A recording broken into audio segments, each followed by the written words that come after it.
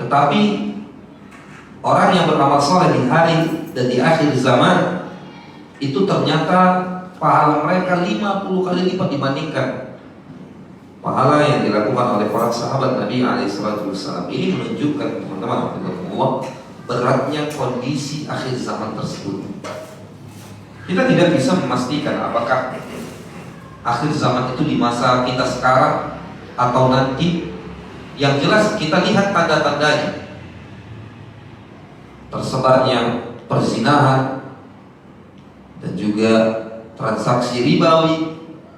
Ini semua merupakan tanda-tanda akhir zaman. Yang mungkar berubah seakan menjadi ma'ruf, dan yang ma'ruf berubah seakan menjadi yang mungkar. Tuntunan menjadi tontonan, tontonan menjadi tuntunan, terbalik-balik. Ini semua adalah indikasi akhir zaman. Tapi untuk memastikannya apakah itu di zaman kita, wallahu ta'ala alam. Yang jelas kita mengenali akhir zaman tersebut, ya, dengan tanda-tandanya. Itu pun yang diberitakan oleh nas. Kita tidak mengarang-arang.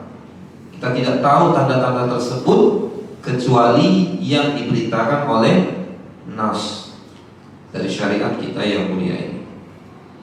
Kemudian teman-teman, hafizahumullah, salawat dan salam tentunya tetap kita tujukan kepada Rasul kita yang mulia dan Nabi kita tercinta Muhammad bin Abdullah alaihi afdhalus salati wa atammu taslim. Sebelumnya saya mohon maaf kepada hadirin dan hadirat atas penundaan pertemuan kita ini karena satu dan lain hal. Ya. Ada seorang syekh di Madinah ketika itu, dan kebetulan kita waktu itu berada di sana di majelis ilmu. Jika dikabarkan kepada beliau ada seorang yang ikut ngaji bersama Anda wahai syekh, hari ini meninggal dunia, lalu beliau menghentikan kajian. Wallahu ta'ala alam, apakah apa yang kita ikuti dari sikap beliau itu merupakan kecintaan kepada sang guru? Semoga benar. Dan kita tidak tahu, anak pribadi juga tidak tahu apa hikmah di balik itu. Yang jelas semoga kita mendapatkan keberkahan ketika kita mencoba untuk meneladani para senior dalam keilmuan. Sebagaimana yang dikatakan al-barakatu ma'al akabir. Keberkahan itu bersama orang-orang yang senior, terutama senior dalam keilmuan. Terlebih lagi kalau terkumpul kepadanya senior dalam hal usia dan juga keilmuan, ini luar biasa.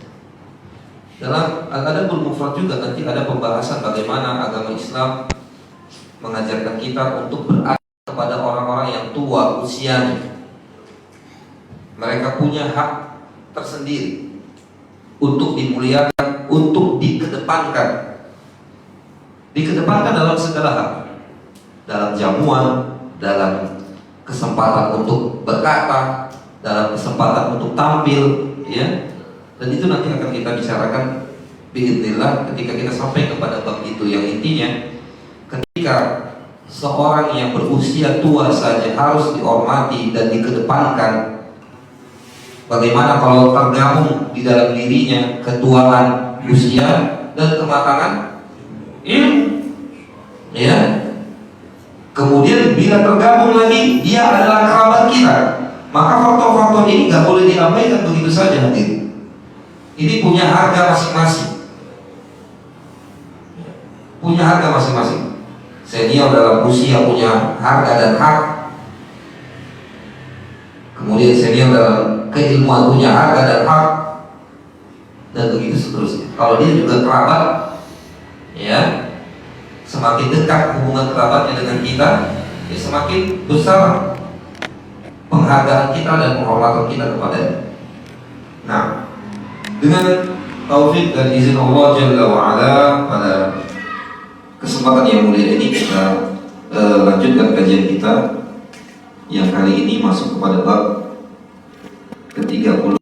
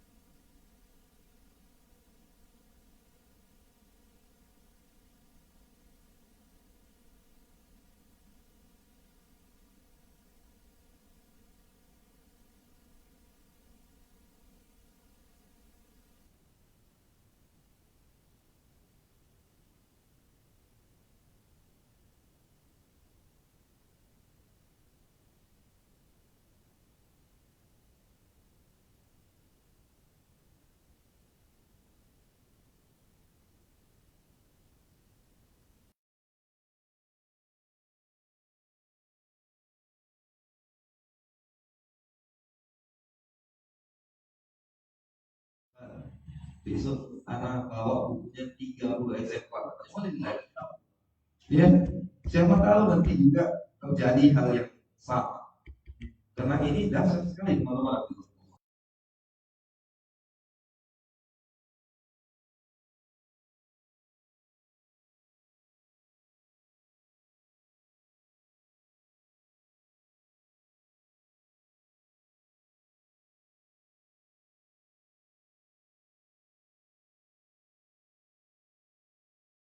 Syukur-syukur ada yang mendakwakan. Iya kan? Dakwah itu kan nggak mesti naik turun mimbar, nggak mesti megang mikrofon. Dia nampakkan pengaruh dan efek positif daripada ilmu yang dia dapatkan dari kitab yang dipelajari itu luar biasa. Ya, nah ini segmen yang memang jarang ya apa namanya digarap.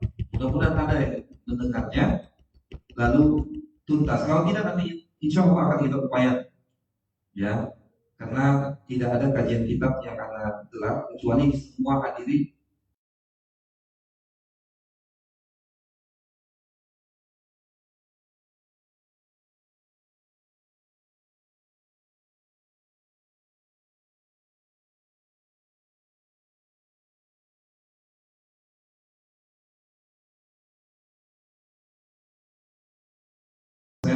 kajian kitab yang kita laksanakan itu masing-masing bawa kita.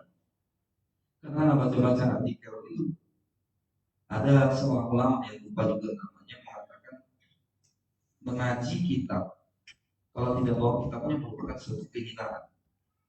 Kayaknya ini nggak sulit-sulit amat lah.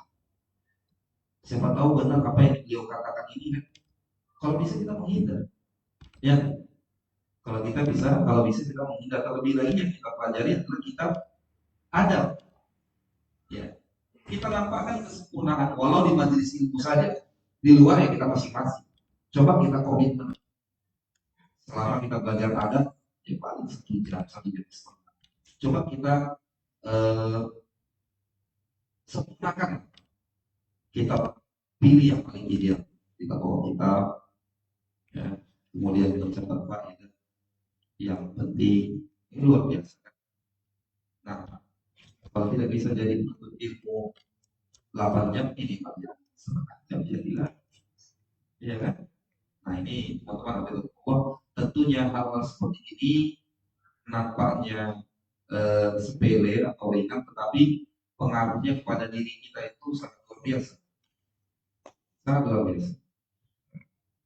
Mungkin Anda pernah cerita ya, di sini atau tempat lain tentang kajian kita Riyadhus Shalihin yang kita hadir yang kita ikuti bersama Syekh Ibrahim bin Amir Al-Haili waktu masih kuliah itu di musim panas luar biasa. Harus jalan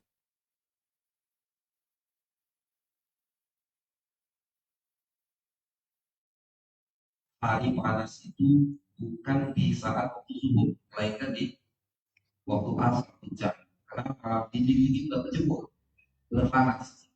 Jadi ke jalan sampai-sampai sebagian kawan-kawan dan tadi besok paginya demam, nggak tahan panas ya.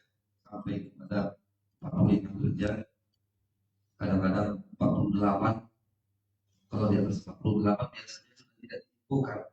Kenapa? Biasanya kalau dari atas itu harus dihentikan semua aktivitas. Nah itu kita menghadiri kajian itu seakan kita punya janji dalam diri ini adalah semangat dalam menuntut ilmu. Dan benar teman-teman kita merasakan itu. Tentu caranya kita lengkapi. Kita bawa kita catat faedah-faedah yang kita dapatkan dari Syekh, dan itu mendatangkan keberkahan. Benar. Seperti anak sering mengumpamakannya seperti kendaraan yang sedang dicas atau sedang itu untuk sepekan ke depan alhamdulillah cukup. Padahal waktunya cuma 1 jam paling, ya. Tapi efeknya masuk. Wah, ya, sangat bermanfaat. Dan hal-hal seperti ini sekali lagi nampaknya sepele, tetapi pengaruhnya luar biasa pada diri kita. Dalam hidup ini tujuan kita kan untuk mencari perubahan. Perubahan dari satu hal yang kurang baik menjadi baik, dari yang sudah baik super baik, dan begitu seterusnya. Dan sehingga ya mudah-mudahan Allah Jalla wa'ala memampukan kita sampai level yang terbaik. Nah itu yang disebut dengan husnul khatimah. Ya. Baik, kita lanjutkan bab ke-34. Ya. Hadis ke sekian puluh 56 ya. 56 di bawah bab man ala jaritaini aw wahidah. Artinya bab siapa orang yang mengasuh atau satu anak perempuan. Baik, seperti biasa dan belakang untuk membacanya. Ya. 34 orang yang mengasuh dua atau satu anak perempuan.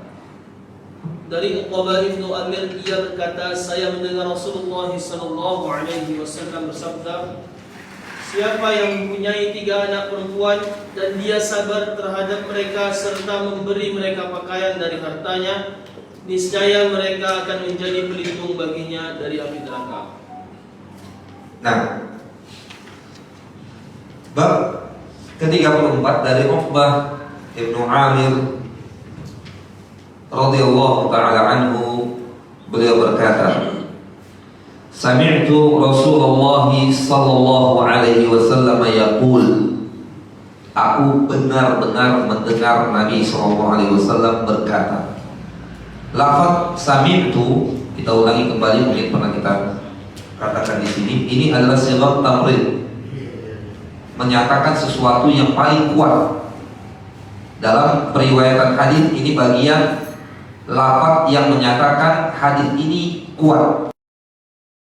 Si perawi langsung, yakni seorang sahabat langsung mendengarkan hadis itu dari Nabi alaihi salatu wasallam. Dia tidak meriwayatkan dari sahabat yang lain.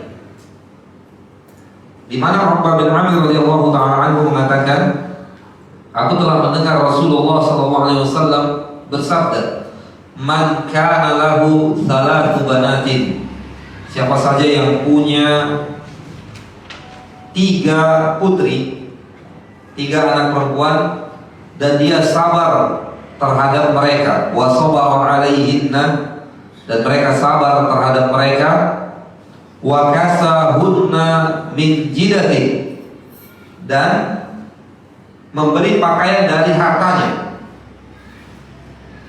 Lantas apa ganjarannya? Kunna lahu hijaban minan nar. Mereka anak-anak perempuan itu akan menjadi pelindung baginya dari api neraka. Akan menjadi pelindung baginya dari api neraka. Ini matan daripada hadisnya. Hadis ini sahih. Kita lihat babnya teman-teman hafizakumullah. Maksud daripada Al-Imam Al-Bukhari membawakan bab ini adalah untuk menerangkan keutamaan dari mengasuh 2 orang anak perempuan, menerangkan keutamaannya, besaran pahalanya, dan apa ganjarannya. Ini maksud daripada beliau rahimahullah membawakan hadis ini. Para ulama mengatakan wa idza zada al-adad zada thawab. Apabila jumlah anak perempuan itu bertambah, maka pahala juga ikut bertambah. Artinya kalau 3, 4 dan seterusnya, maka pahalanya bertambah. Maksud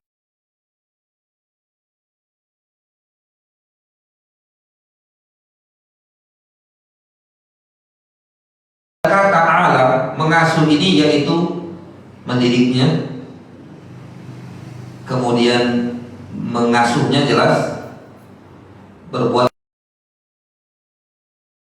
memberikannya nafkah, melindunginya, dan menjaganya dari segala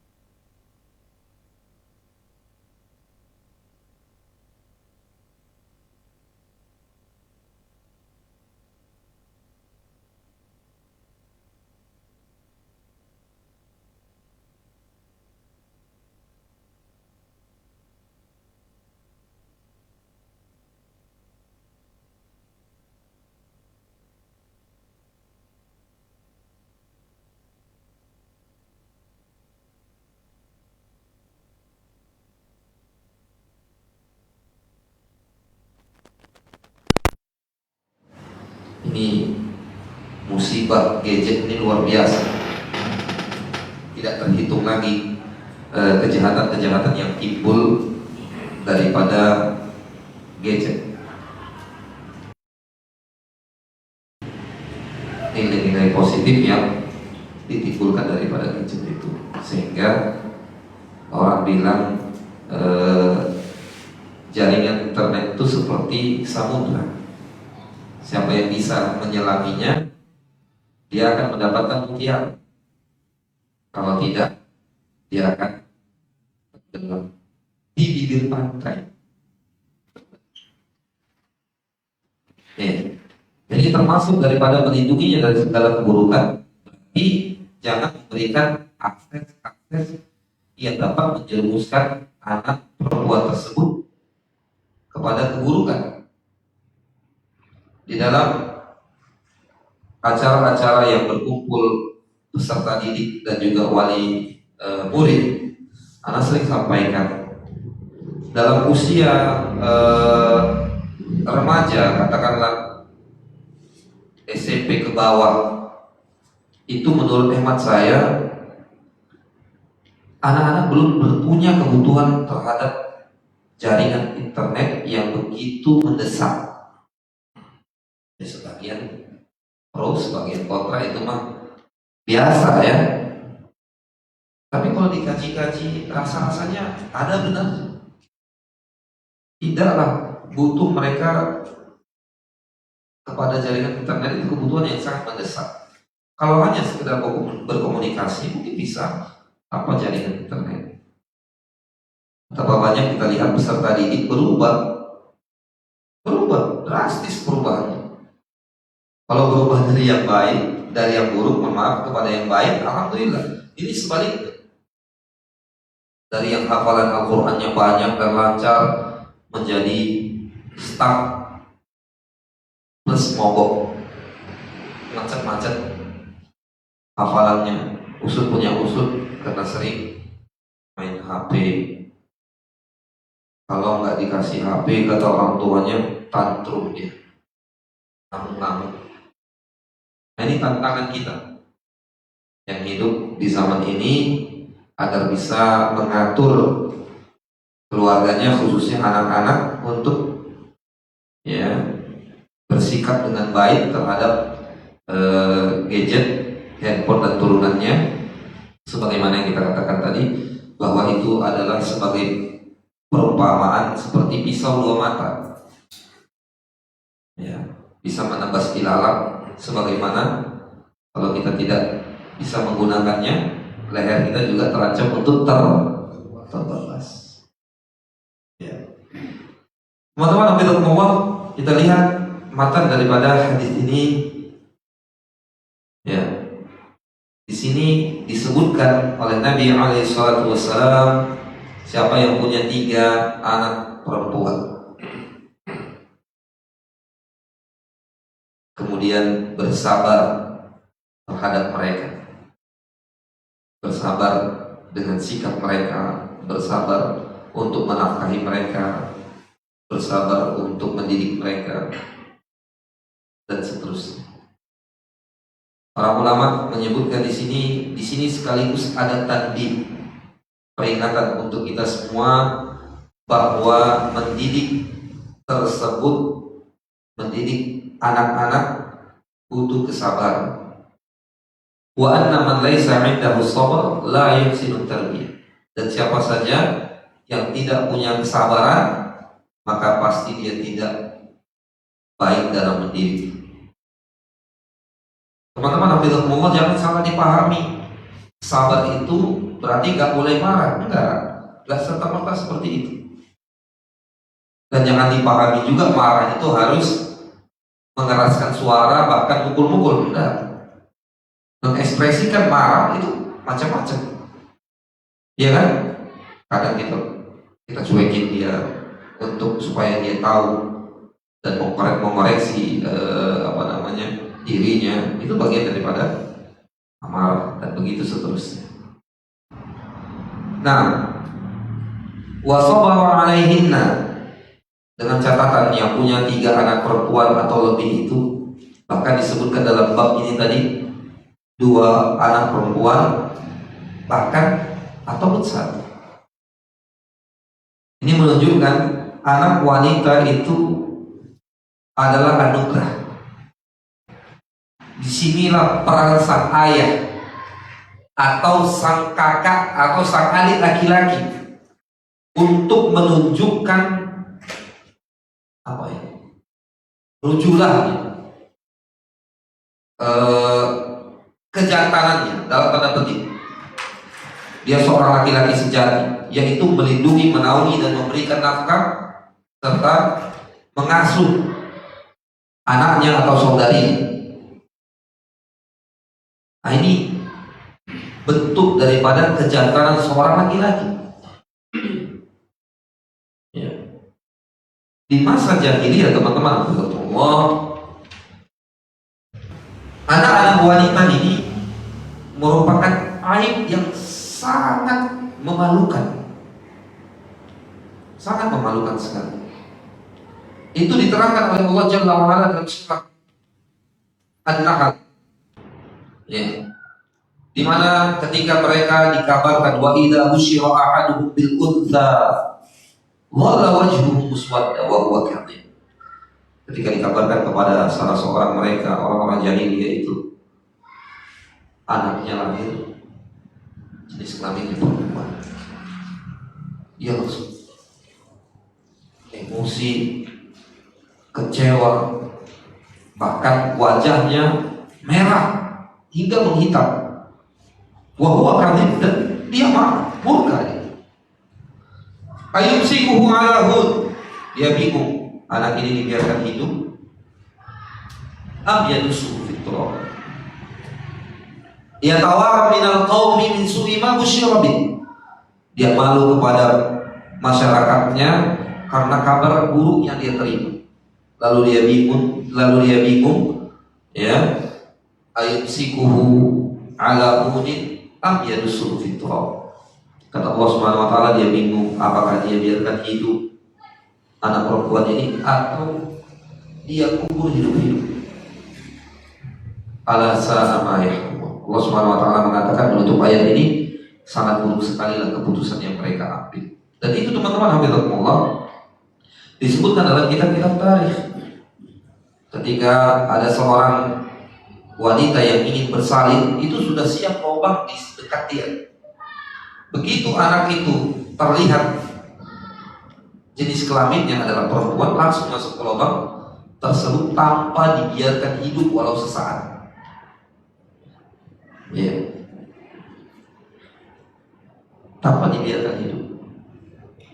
Ada yang mencoba untuk membiarkannya hidup sampai umur 5 atau 6 tahun, lalu kemudian dia berkata kepada istrinya, jamiliha, dandani anak tersebut, hiasi dia. Sang anak merasa dia akan dibawa ke tempat tamasya. Ternyata dia dibawa ke sebuah lubang, kemudian didorong dan dikubur. Ini kelakuan-kelakuan orang jahiliyah yang sangat mendiskriminasi dan menghinakan kaum wanita, yang gak habis pikir, yang membuat kita gak habis pikir. Kok dia gak nyadar bahwa dia juga lahir dari rahim seorang wanita, ya kan?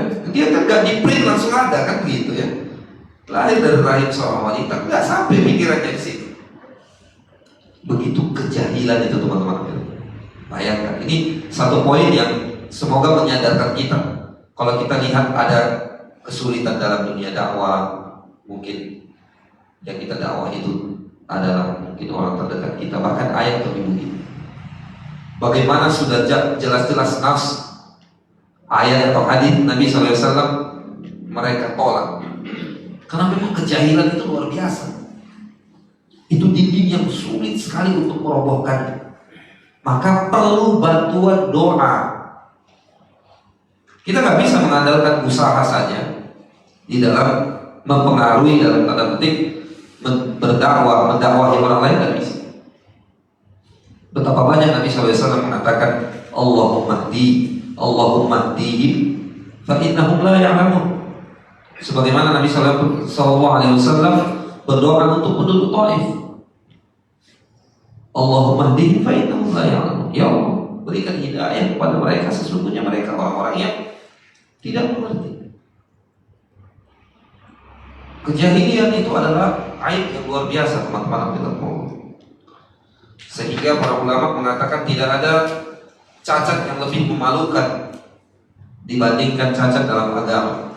Kebodohan yang ada pada diri kita tentang agama Allah Jalla wa'ala ini. Coba bayangkan, setiap tahun kita bingung. Padahal setiap tahun, contoh ya, dilaksanakan kurban. Gak matang-matang kita ini. Kemarin kayak mana ya? Gak matang-matang kurban. Padahal itu kalau dirangkum, fikih kurban itu hanya 2 lembar saja. 2 lembar kalau dirangkum. Iya. Hewan yang sah, bagaimana? Ternyata ada standarnya. Tidak perlu kalau kita tidak punya kemampuan yang berlebih harus hewannya harus super gemuk, nggak perlu. Yang penting mencukupi standar sah. Iya kan? Tiap tahun kebingungan karena memang kurang pedulian kita, mohon maaf, atau kebodohan kita tentang masalah ini. Nah itu. Agar kita punya gambaran dahsyatnya kebodohan orang-orang jahiliyah itu, sehingga anak perempuan pun yang mereka lahir dari rahim perempuan mereka kubur hidup-hidup. Kalau seandainya itu berlangsung hingga hari ini, mungkin kita tak pernah tatap muka. Udah nggak ada kita. Kenapa? Populasi manusia berhenti, iya kan? Walillahil hamd. Ini teman-teman Allah, nikmatul Islam, nikmat hidayah Islam. Bagaimana derajat wanita itu diangkat dari mulai dia kecil sampai dia menjadi seorang istri, sampai dia menjadi seorang ibu. Luar biasa.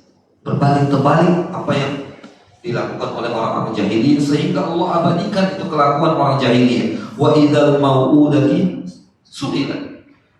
Ya, wa idzal mau'udatu su'ilat. Apabila bayi perempuan itu ditanya, wa idzal mau'udatu su'ilat bi ayyi dhanbin qutilat. Atas dosa apa mereka dibunuh? Oleh karenanya, siapa saja yang dianugerahkan oleh Allah Subhanahu wa taala anak perempuan, maka dia wajib bersyukur kepada penciptanya, yaitu Allah Subhanahu wa taala. Kenapa? Karena Allah berikan dia kemuliaan. Ketika Allah Subhanahu wa taala bercerita ya di dalam Al-Qur'anul Karim surah Asy-Syura ayat 49 dan 50, Allah Jalla wa'ala memulai dengan yahibu liman yasha inatha. Manusia itu sebagian diberikan anak perempuan, baru lalu kemudian Allah Jalla wa'ala menyebutkan dan sebagian diberikan anak laki-laki. Pendahuluan penyebutan diberikan anak perempuan ini ada makna. Kata para ulama bahwa maknanya salah satunya adalah yahib, bahwa anak perempuan itu hibah, pemberian dari Allah Subhanahu wa taala. Teman-teman hafizahullah, kalau kita mendapatkan hadiah dari orang yang terhormat di kampung kita, katakanlah di provinsi atau di kota Pekanbaru ini, kita diberikan hadiah oleh Bapak Wali Kota Hafizahullah. Semoga Allah menjaga beliau dari segala mara bahaya dan keburukan. Kira-kira apa sikap kita? Kita bahagia, luar biasa. Meskipun umpamanya kita mampu membeli hadiah yang serupa bahkan lebih dari itu, tetapi karena ini hadiah dari seorang yang terhormat, maka punya kedudukan tersendiri dalam hati. Bagaimana kalau yang memberikan itu adalah yang maha terhormat, yaitu Allah Jalla Jalaluhu. Menganugerahkan kepada seorang anak perempuan. Bahkan kadang ada teman-teman yang semua anaknya perempuan. Untuk mereka hadis ini, supaya mereka jangan banyak mengeluh dan jangan mengatakan nasab saya terputus. Ya. Nabi SAW keturunannya melalui jalur Fatimah radhiyallahu taala anha. Fatimah adalah putri Nabi sallallahu alaihi wasallam. Al Hasan, Al Husain, hadis-hadis yang diriwayatkan oleh mereka radhiyallahu taala anhuma kita baca. Artinya tidak ada bedanya dari sisi bermanfaat kepada si bapak ya, baik laki-laki maupun perempuan. Bahkan untuk anak perempuan ada pahala tersendiri yang tidak dimiliki oleh anak laki-laki untuk orang tuanya. Ini hadis yang kita bacakan, ini salah satu buktinya. Dan ada dua hadis lagi di bawah bab ini. Kita lanjut. Siapa yang punya 3 anak perempuan, ya, kemudian dia bersabar terhadap mereka, ya, kelakuan dan perangai anak perempuan beda dengan anak laki-laki. Sebagaimana kebutuhan mereka juga beda. Ya. Itu semua disabar. Disikapi dengan sabar. Wa kasahunna min jidati. Dan dia pun ayah atau kakak atau adik laki-lakinya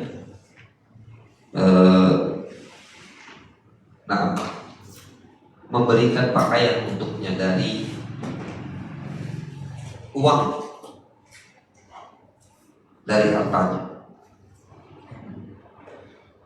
Ini capek teman-teman, udah sabar dengan perangai mereka, kasih duit lagi, iya kan? Makanya gitu kan? Tapi Nabi SAW menutup hadis Uqbah bin Amir ini dengan mengatakan kunna lahu hijaban minan nar. Yang demikian itu yang disebutkan di awal tadi itu akan menjadi hijab, penutup yang sempurna. Itu hijab. Dari mana? Dari neraka. Ini luar biasa ya pahalanya.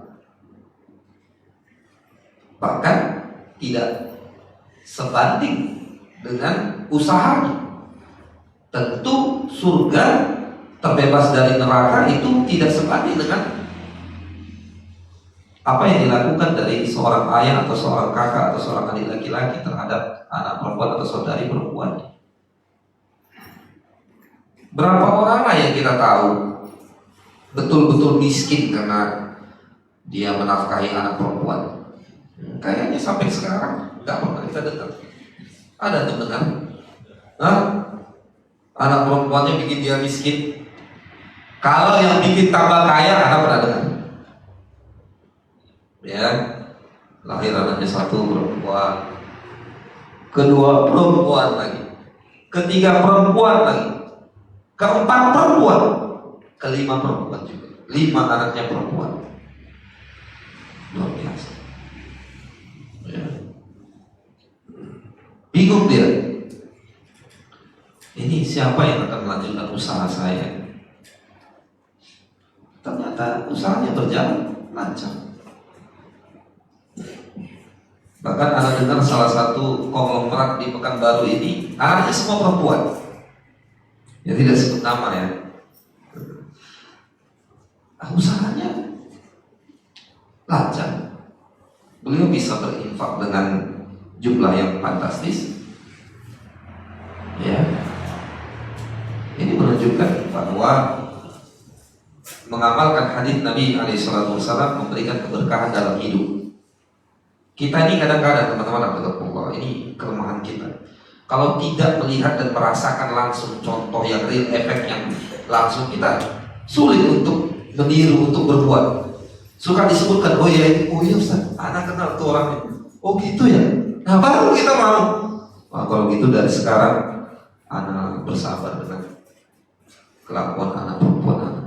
Karena udah disebutkan, iya Pak tadi yang dimaksud itu bapak itu kan Pak Ustadz ya. Oh iya betul, oh iya kalau gitu anak bersabar lah besok depan. Ah ini kelemahan kita.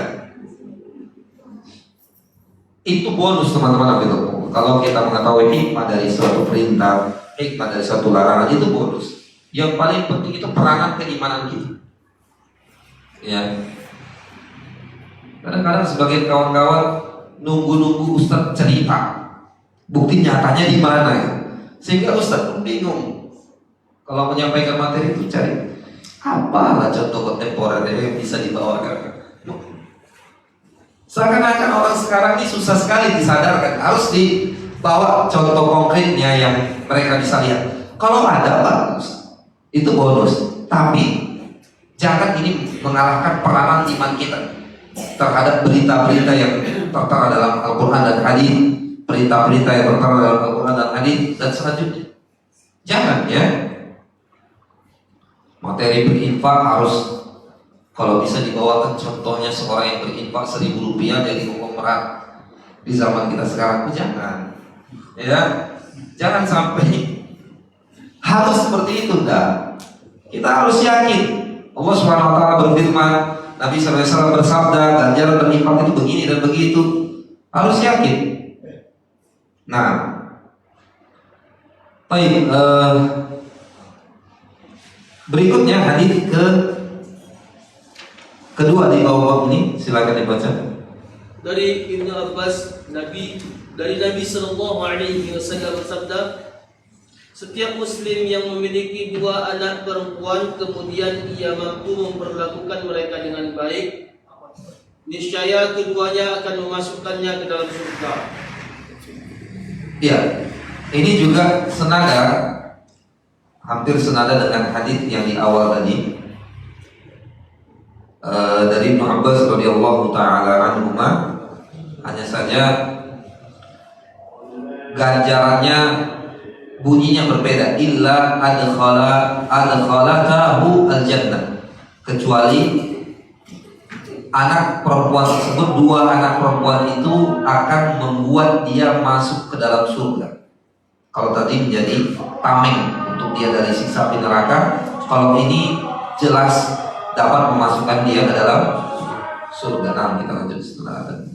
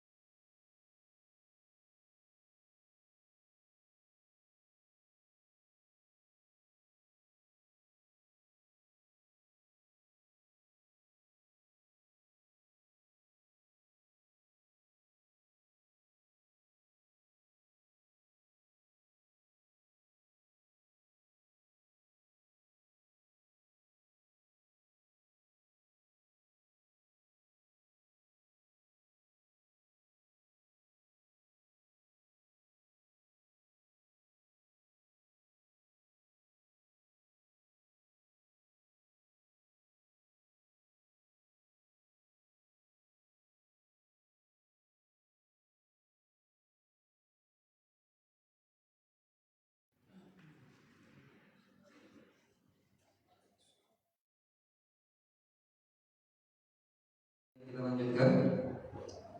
Hadis yang kedua ini juga hampir senada dengan hadis yang pertama. Hanya saja di sini ganjarannya disebutkan akan dapat memasukkan dia ke dalam surga Allah Jalla wa'ala. Ya. Hadis ini kata para ulama statusnya hasan li ghairihi, lebih rendah sedikit derajatnya daripada hadis yang pertama. Baik, kita langsung lanjut ke hadis yang ketiga dalam bab ini. Jabir ibn Abdullah berkata, Rasulullah sallallahu alaihi wasallam bersabda, siapa yang mempunyai 3 anak perempuan, dia melindungi, menanggung kebutuhan dan menyayangi mereka, pasti dia akan mendapat surga. Ada seorang pria yang bertanya, bagaimana kalau 2 orang wahai Rasulullah? Beliau menjawab, dia akan mendapatkan hal yang sama. Baik. Juga hampir semakna dengan hadis sebelum-sebelumnya, ya. Dan juga telah kita sampaikan tadi makna daripada mengasuh itu mencakup hal-hal yang kita sebutkan tadi, sehingga kalau kita ditanya bagaimana sih hakikat mengasuh anak perempuan, maka kita menjawab seperti lafaz hadis Nabi SAW yang kita bacakan tadi. Masuk tadi bersabar terhadap mereka, memberikan mereka pakaian, kemudian berbuat baik kepada mereka, melindungi mereka dari segala keburukan, menyayangi mereka dan seterusnya. Yang ganjarannya adalah wajabat lahul jannah al-batta. Pada hadis ketiga ini wajib dia mendapatkan surga. Seorang bertanya, wahai Rasulullah, bagaimana sekiranya kalau anak perempuan itu hanya 2 orang saja? Karena lafaz hadis mengatakan salah tabanan. Kalau punya 3 maka ganjarannya wajib dia masuk surga. Lalu seorang bertanya, ya Rasulullah, bagaimana kalau anak perempuannya cuma 2 orang saja? Maka Nabi SAW menjawab, wasintai, 2 orang pun masuk kategori. Artinya 2 orang juga kalau diperlakukan seperti yang disabdakan oleh Nabi SAW akan mewajibkan dia untuk masuk surga Allah Jalla wa'ala. Dan hadis ini hasan. Kita lihat hadis sahih, hasan li ghairihi, kemudian hadis hasan. Hasan li ghairihi itu sebenarnya dia hadis dhaif, tetapi dikuatkan oleh jalur yang lain sehingga naik terangkat dia menjadi hasan karena selain itu maksud daripada hasan li ghairihi. Coba antum amati. Ketiga hadis ini diriwayatkan oleh sahabat yang berbeda. Pertama tadi Uqbah bin Amir radhiyallahu taala anhu, kemudian yang kedua dari Ibnu Abbas radhiyallahu taala anhu, dan yang ketiga dari Jabir bin Abdullah radhiyallahu taala anhu. Ini membuktikan banyaknya para sahabat meriwayatkan hadis berkenaan dan berbicara satu masalah dari Nabi SAW, menunjukkan masalah ini penting. Ya, masalah perhatian kepada anak wanita. Nanti kita masuk kepada saudari wanita biidznillah kepada bab yang berikutnya, yang mengantarkan kita kepada kesimpulan siapa saja yang mendiskreditkan wanita. Kalau zaman jahiliyah dulu sampai dibunuh. Kalau berbicara masalah warisan diberikan atau tidak, ya jelas tidak. Orang dia lahir aja langsung masuk lubang. Ya, mereka hinakan, mereka anggap aib karena anak wanita ini tidak bisa mengangkat senjata, tidak bisa bergulat, tidak bisa diandalkan. Dia hanya aib saja, mendiskreditkan mereka, bahkan membunuhnya. Ini sudah maksimal sekali ya masa jahiliyah. Kalau sekarang kita temukan orang-orang yang mendiskreditkan anak perempuan, saudari perempuannya, walau tidak sampai membunuh fisik, tetapi ada yang kadang-kadang membunuh karakter. Dianggap mereka itu bodoh, tidak layak berbicara, walau hanya sekedar di lingkungan adik beradik, diskreditkan, dizolimi dalam hal warisan. Padahal selevel tuh, sama-sama anak. Tapi karena ada anak laki-laki, ada anak perempuan, yang laki-laki mendiskreditkan yang perempuan, padahal satu level. Mereka nggak boleh bicara. Ini nggak benar, teman-teman. Ini tidak termasuk bagian yang ditunjuki oleh Nabi SAW dalam menghargai wanita. Lihat lafaz hadis yang kedua tadi, fayuhsin suhbatahuma, dan dia berbuat baik dalam bermuamalah kepada mereka. Kalau kita cermati, berbuat baik dalam bermuamalah termasuk dalam membagi warisan ayah atau ibu umpamanya. Ajak kakak adik kita itu musyawarah. Kalau ada dalil yang jelas dia tahu, nggak boleh kita tolak karena ego kita. Ya, nggak boleh kita tolak. Kita dengarkan apa maksudnya. Jangan justru malah dituduh yang bukan-bukan. Ya, dituduh memutuskan silaturahim karena kakaknya atau adiknya ini ngasih tahu abangnya yang benar, abangnya karena egonya dia seorang laki-laki dia nggak terima, akhirnya dibalikkan dan dia dituduh adik perempuan atau kakak perempuannya ini sebagai memutus silaturahim, tidak memudahkan dalam membagi warisan. Sejak kapan penerapan hukum Allah Subhanahu wa taala yang satu dengan yang lain dapat menimbulkan huru-hara dalam kehidupan? Coba tunjukkan. Orang-orang kadang-kadang suka mengatakan kalau kita bagi harta warisan kita ini selama ibu masih hidup, umpamanya ayah sudah meninggal, akan rawan perpecahan antara adik beradik. Kalau membaginya sesuai dengan syahwat masing-masing mungkin, tapi kalau membaginya sesuai dengan aturan Allah Subhanahu wa taala, dan berkali-kali kita sampaikan bahwa wahyu itu memberikan kehidupan, memberikan hayat, menghidupkan hati kita yang mati. Allah Jalla wa Ala juga mengatakan, fa in tanaza'tum, apabila kalian bertikai, apabila kalian berunding, tidak tahu harus apa yang dilakukan, maka merujuklah kepada kitab Allah, kepada Allah dan Rasulnya. Maksudnya kepada kitab Allah dan sunnah Nabi SAW. Sejak kapan kalau diterapkan syariat Islam dalam masalah warisan, umpamanya dalam masalah silaturahmi, dalam masalah lain akan menyinggung masalah ini, akan membuat masalah itu akan kabur, akan terpecah? Sejak kapan? Menerapkan nilai-nilai agama, nilai-nilai sunnah Nabi SAW dalam kehidupan adalah solusi untuk kita yang hidup.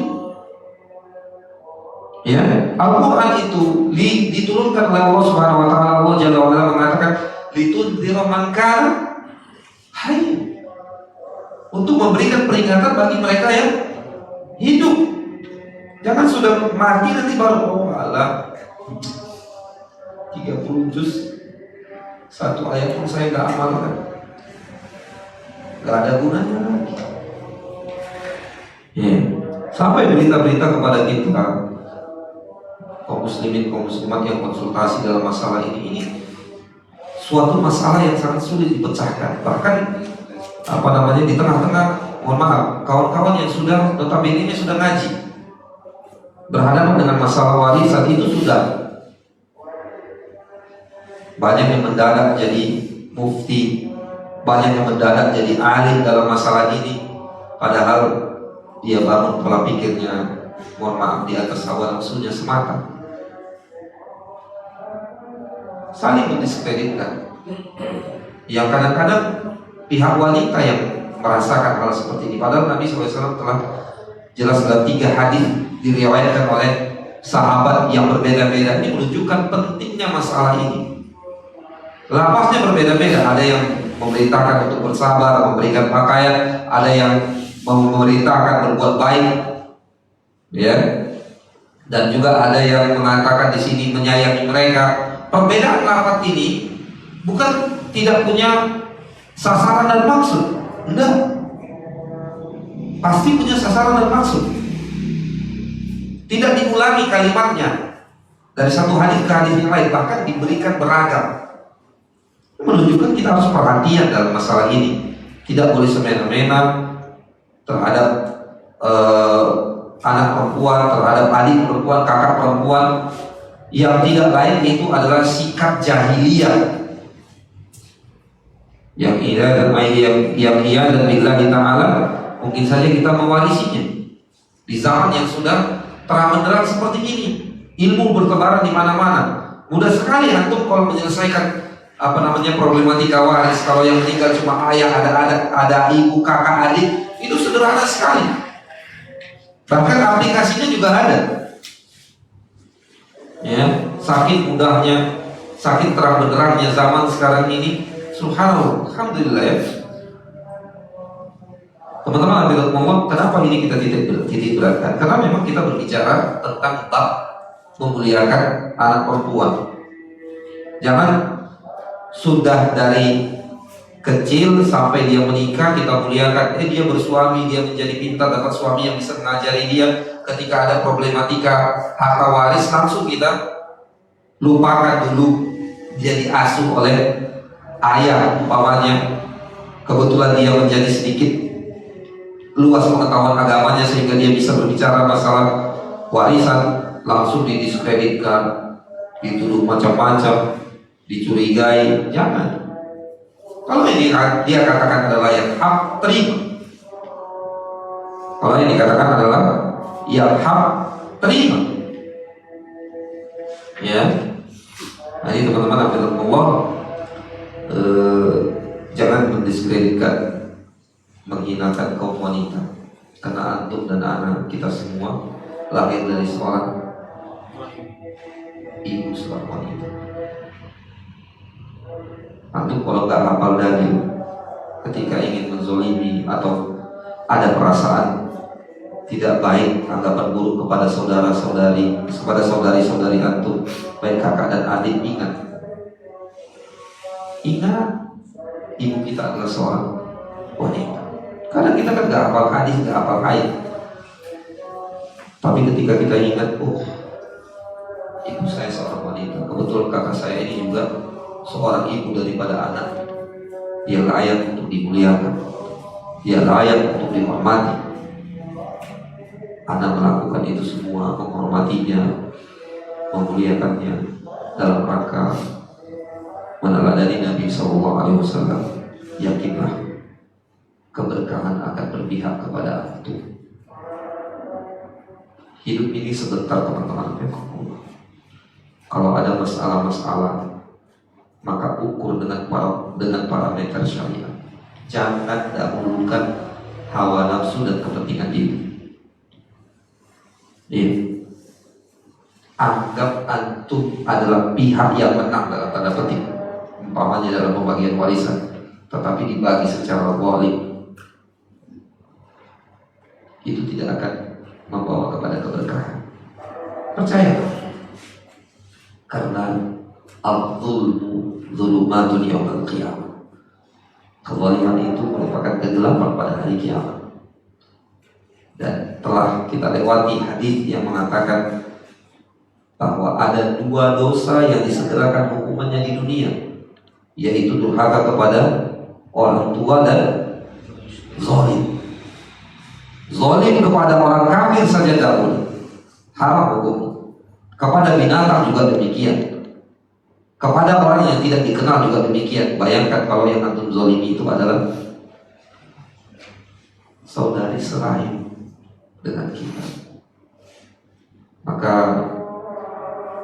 berpikirlah, kalau tidak hafal dalil seperti yang Anda katakan tadi, resapi baik-baik bahwa kita semua lahir dari seorang wanita. Semoga bermanfaat. Wallahu ta'ala alam. Ini yang dapat kita sampaikan. Subhanallah wa bihamdika asyhadu an la ilaha illa anta astaghfiruka wa atubu ilaik. Wa sallallahu wasallam wa baraka wa an'ama ala nabiyyina Muhammad wa ala alihi wa sahbihi ajma'in. Wa akhiru da'wana alhamdulillahi rabbil alamin.